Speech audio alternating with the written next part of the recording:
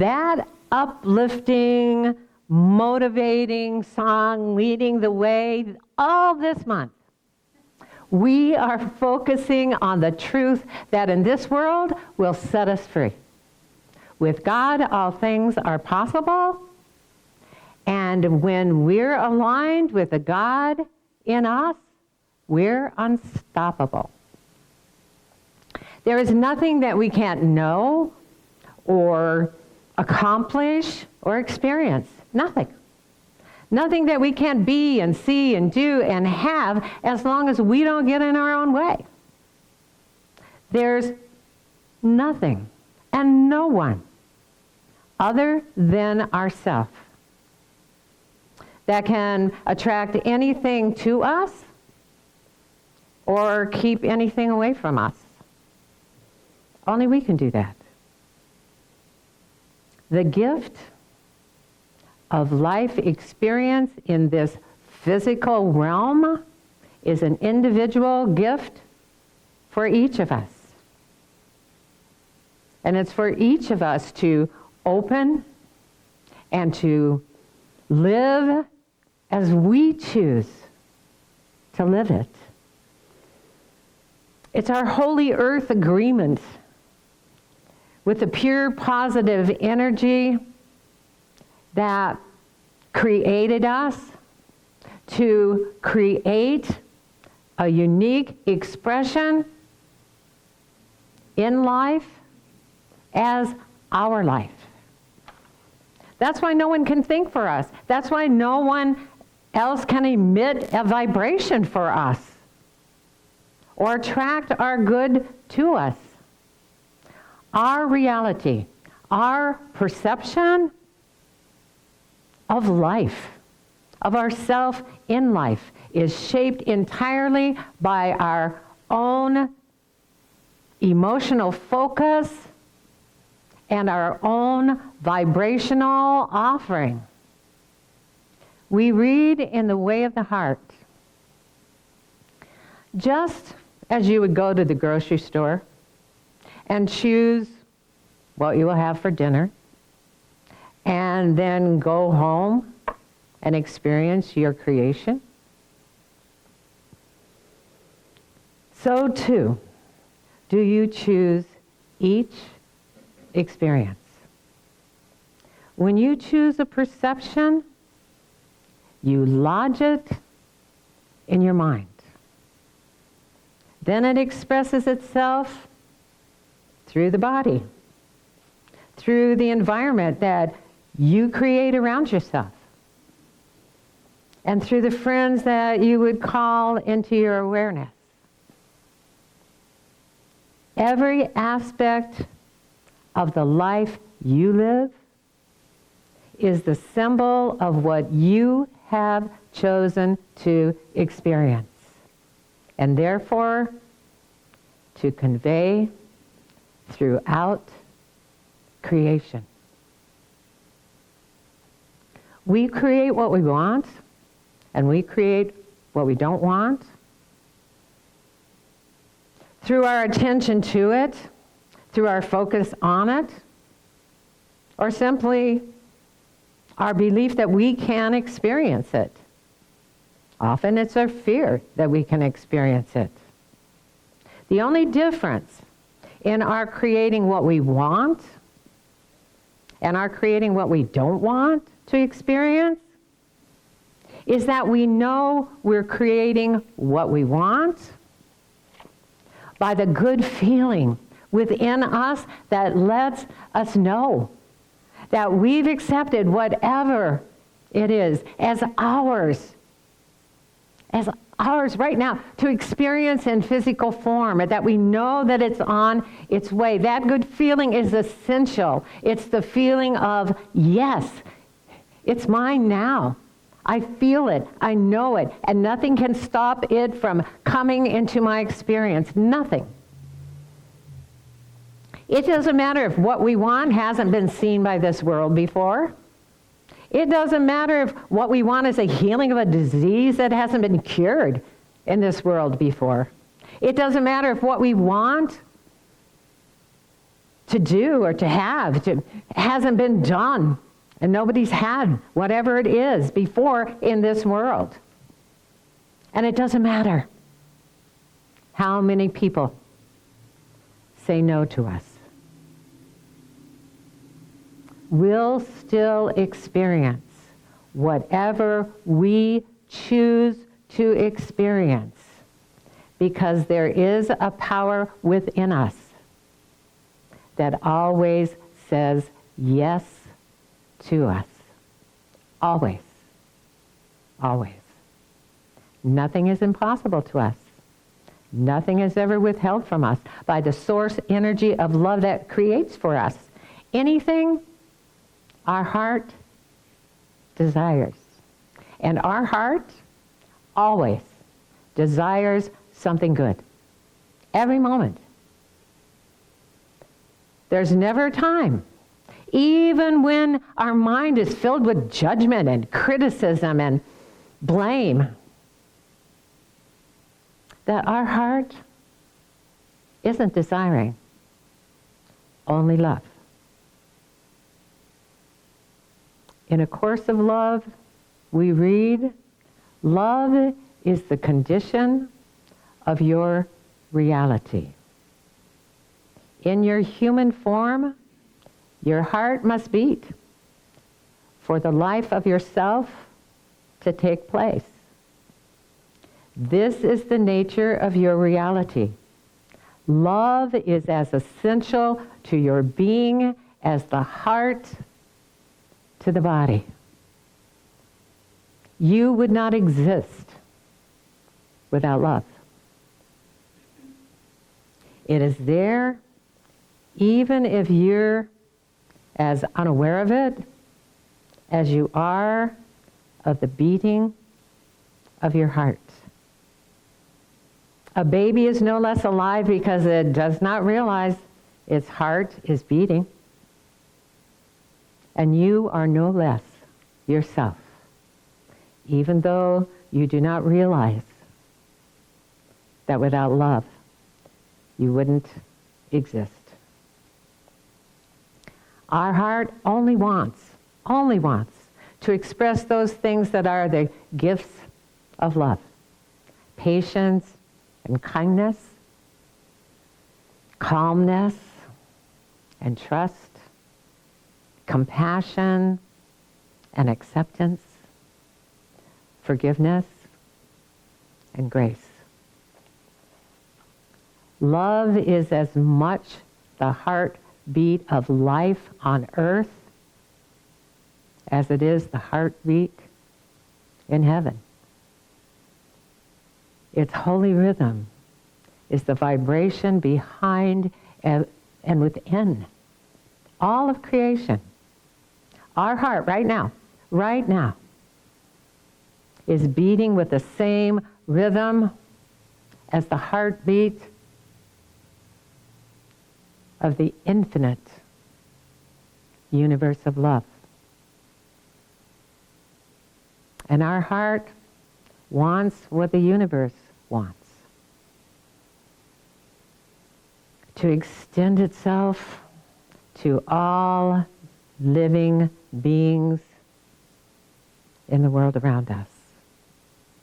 That's what our heart wants. When we allow our heart to be free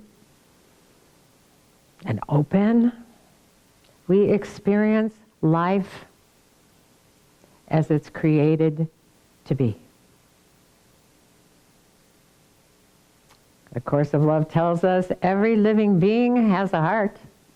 Let us define heart as the center of being, that place from which all feeling arises. All true feeling is love. Your recognition of what love is will return you to God and to yourself. Love is what we are.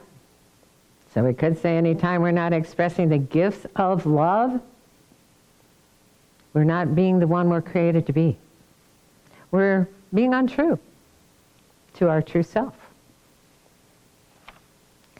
Now, we've all heard the expression, home is where the heart is. And often we think of home as a physical place or a specific location. That when we return there, we feel loved and safe and understood and supported. Home is where we experience our deepest emotional connections and our most loving relationships. It's a place we're happy to return to. Now, this isn't in my notes, but I was introduced recently to a machine. I'll call it a machine. It's pretty much a wow machine. That actually measures the vibration and energy that our fingers are putting out. And every finger in our body corresponds to our body. And so it measures that energy. And what it does is it measures that energy as the chakras in the body. And it shows how aligned we are or how misaligned we are in our body, in our chakra energy.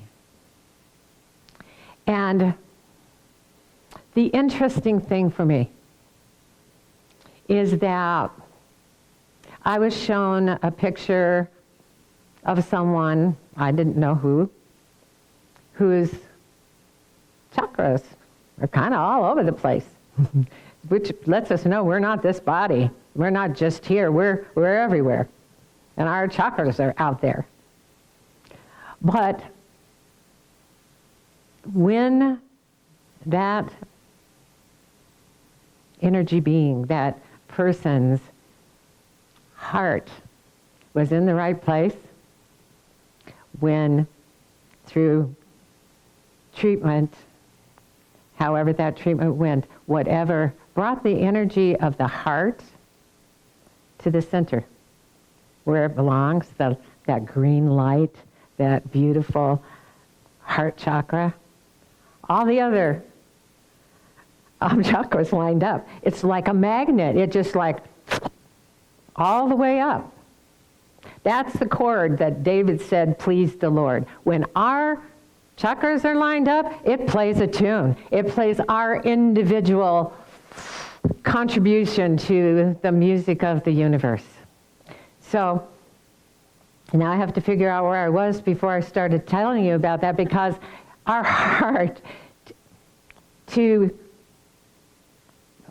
is the most important thing to align with, to line up with. Wouldn't it be wonderful? I mean, what I just described as home, the most loving relationships are there when we feel the most loved, we feel at home. Wouldn't it be wonderful if we never had to leave home? That we could always feel all those wonderful things that we feel when we're at home, even if we're home alone.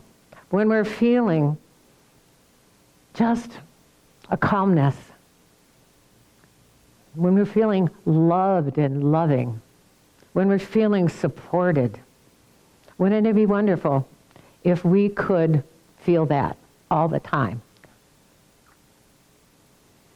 And the good news, we don't ever have to leave home unless we choose to, because we are free to be a spiritual homebody if that's what we choose to be. We can stay home. If home is where we feel the most love, if it's where we feel the most loving, then home has got to be our heart. And there's no place like home when we know that our heart is our home wherever we are. We take it with us. We're a homebody wherever we are. When we're aware of our heart space, We can never lose our heart connection with our source of love because we wouldn't exist without it. Wherever we are, if we exist, then we have that heart connection. And all we need to do is open our heart. Science Mind tells us love is at the center of our being. And the calm, continuous pulsations of life are governed by love. So, that's the question this morning. Are you a spiritual homebody? Is that where you prefer to be? Do we choose to stay home-centered in our heart, in that place of calm, continuous pulsations of love, even when those around us or in the media are reacting to whatever is going on in the world? Do we choose to stay home anyway? Love in this human environment may seem to be optional because it would appear that many of us are opting out. But we all know that when we're having judgmental thoughts, critical thoughts, thoughts of blame or fear, it doesn't feel good. We don't feel good. In fact, we can actually feel our heart contract. That's our heart letting us know that we're not aligning with it and letting it inform our thoughts. It's letting us know that what we're thinking isn't good for us, that it isn't healthy for us, physically, emotionally, or mentally. As the Way of Heart just told us, when we choose a perception, we lodge it in our mind. And then it expresses through the body. And then it expresses through the environment that we create with our vibration. And then it attracts to us the people that come into our awareness. Every aspect of our life is the symbol of what we have chosen to experience and convey throughout creation. So the question this morning is our symbol heart-shaped? Or does it just look like a big old brain? Which we know isn't really attractive. Finding true spiritual freedom in this world requires aligning both our mind and our heart with our spirit. And when our heart is in the right place, it guides our thoughts and informs our mind. When our heart is in charge of our experiences, our head alone doesn't rule our experiences. Rumi wrote, "Everyone is overridden by thoughts. That's why they have so much heartache and sorrow." We always say, think thoughts that feel good, but we don't actually feel in our head. Sort of like a song. We can know the lyrics in our head, but we can't feel the music in our head. And so the thoughts that we're thinking, we don't feel them, but we don't feel them in our head, but we do feel them. And we feel them in our heart. And depending on what we're thinking, what we feel in our heart is either an openness and freedom to be and see and do and experience the gifts of love, to be our authentic self, or else. What we feel in our heart is the contracted resistance of self-protection for whatever reason. We're closing down. We align with our heart by trusting what we feel more than what we think, and letting those feelings guide us no matter what. When our heart is in the right place, which is to say when we're aware that it's the first responder in every moment, then our mind is automatically whew, aligned with who we truly are. When we're in alignment, we know. In the way of the heart, put it this way: I am already that which I seek. I need only allow it to guide me while this body lasts. I will allow it to be a communication device that extends the treasure of perfect love, of perfect safety, and of perfect peace to all who enter my house. And your house is your field of energy, the expanse of your presence. Our field of energy is that place in which we reside. We only reside in our own energy. Our reality, our perception of life is shaped entirely by that energy field, by our emotional focus and our vibrational offering. We make our house a home in our heart. When we do that, we extend the gifts of perfect love, perfect safety, and perfect peace wherever we are. Namaste.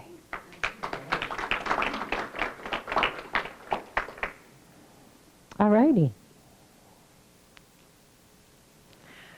Don't you just love it when just things just fall into place? This must be the time when we say thank you. Thank you once again for being here in person, bringing your light and your physical body along with it, and then shining that light, because I get to see it and we get to share it. It's a beautiful thing. And I just want to say right now, because I know she's not watching right now because she's off doing something else, but our beautiful Guatemala friend is here in Michigan, and she'll be here next week. Yes. So we're looking forward to that. And thank you to all of you who are watching live stream. It's so good to have you with us. And your light is just shining through that camera. It's amazing. And there's some really good energy happening here at LEC. I know you can all feel it. And we are growing. We've already grown. We've already expanded within us as who we are together. We've already done that. It's a done vibrational deal. And it's coming through. It's coming through each of us, and it will be that energy that guides us to our new home, to our new friends, to a new place where we feel true to ourselves. And whether we're here in this location or whether we are moved to our new home, we can do both, or we can't do either without you. So thank you. Thank you for your love and your support, for your desire to be here, to be who you are and to share who you are. So I'm bringing up our treasurer because there may be someone somewhere, someone new, who has not heard us before, hasn't experienced this group, this Life Enrichment Center, and you're doing that now. And you'd like to see us in this way, expressing the love that we are, supporting you in the love that you are.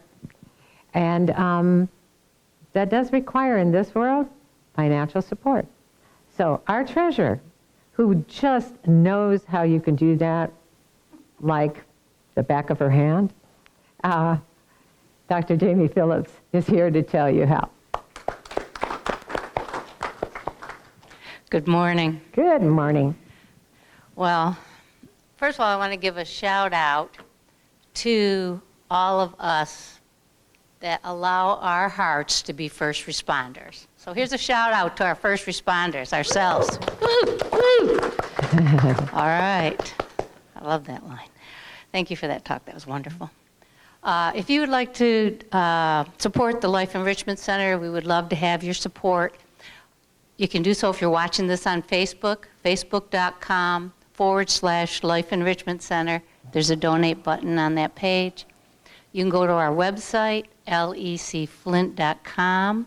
There's a donate button on that page, along with later this week, Reverend Stephanie's talk, podcast, and video, and synopsis will be up there. You can go to PayPal, and our email address for PayPal is lec2512@gmail.com. And yeah, you just hit the PayPal button to donate, pretty easy. Or you can send in a check, and our, not our email address, but our P.O. Box, Life Enrichment Center, P.O. Box 321294, Flint, Michigan 48532. And here in the offertory, we're going to be taking an offer here in the offertory. Yeah, just in that bowl, you were everybody. Doing so. I know, I was nailing it for a second. Well, you got to keep people awake. Here in the sanctuary, we'll be taking an offertory while we listen to Marcia Allen singing in this fair room, and it will be followed by Reverend Stephanie's gratitude prayer. Thank you.